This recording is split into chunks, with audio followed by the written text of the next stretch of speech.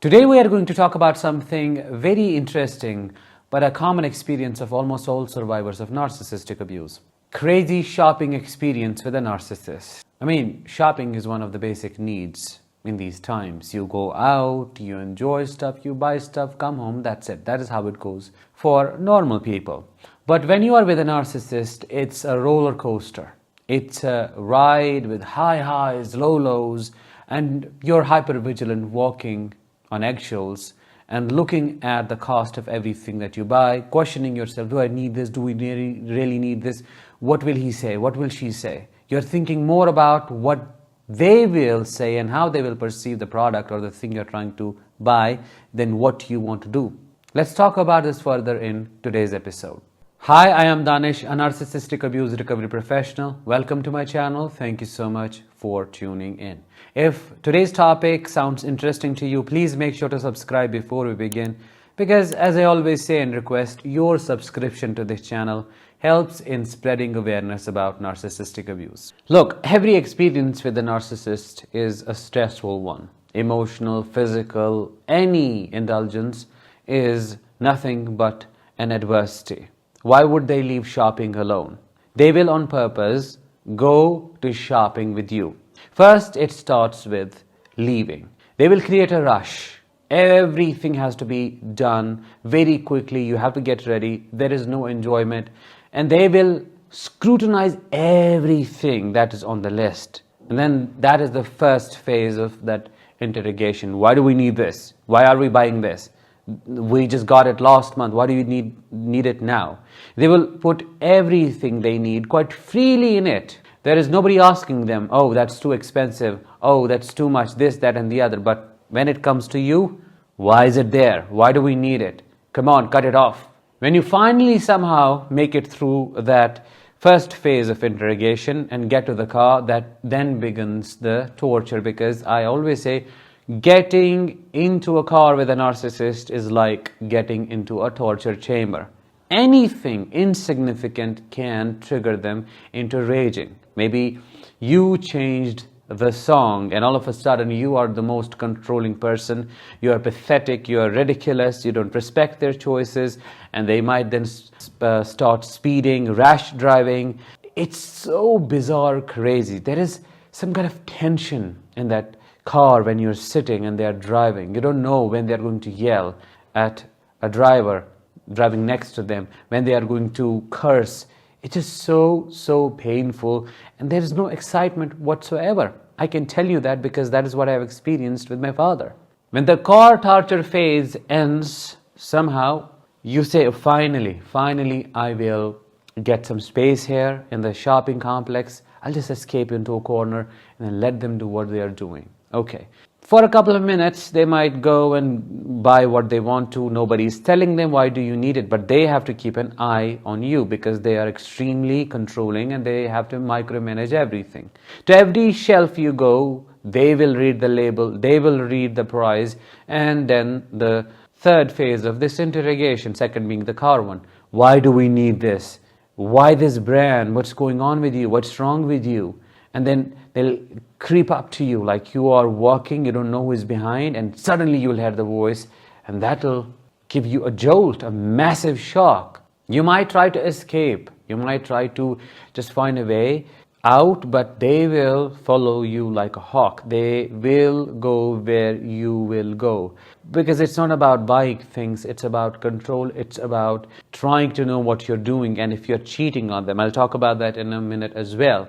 So there goes the list. Most of the things, 90% of the things that you wanted to buy are not allowed to be bought by the narcissist, because mostly they control the finances. Even if they are your own finances, like your own money, you are shamed, you are belittled, you are blamed for buying things that you need, that are basic necessities. Somehow you feel like they get to tell you what you want and what you don't want, and that is how it goes. That is what becomes your normal.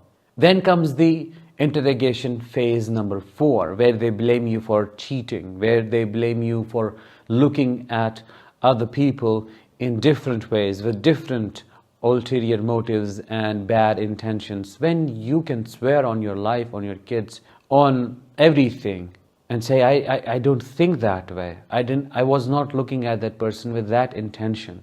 Let me tell you this, if you have been subjected to this kind of mental torture and blame shifting, the narcissist is projecting stuff on you. They do it, but they don't want to accept it. So who is the first person they'll go to shame, to project their wrongdoings? You.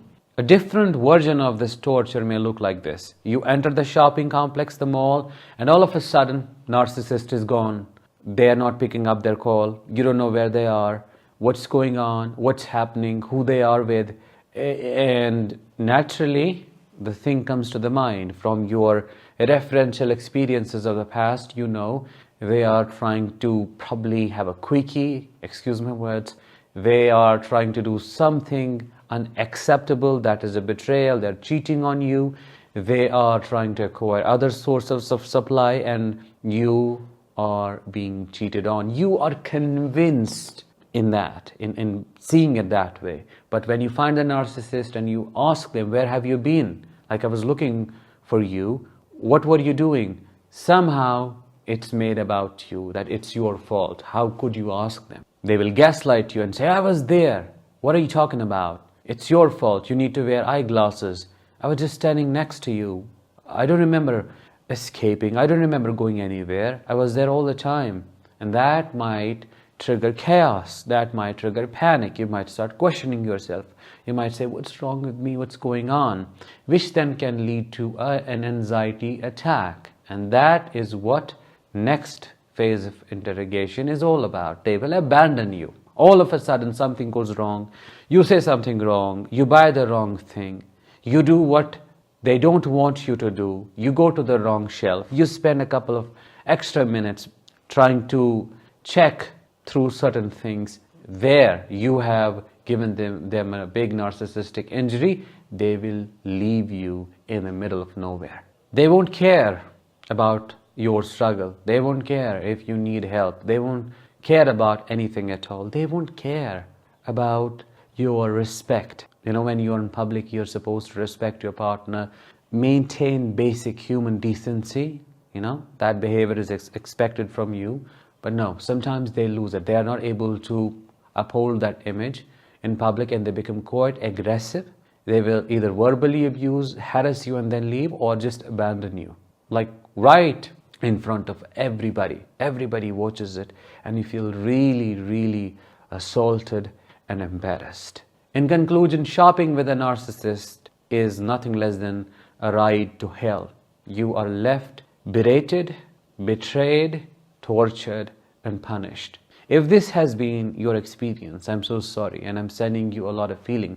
Please drop your memories, experiences, whatever came up for you while listening to this episode in the comments below, and help other survivors feel less disconnected in their healing journey. I'll talk with you in the next one. Until then, let the healing begin and continue.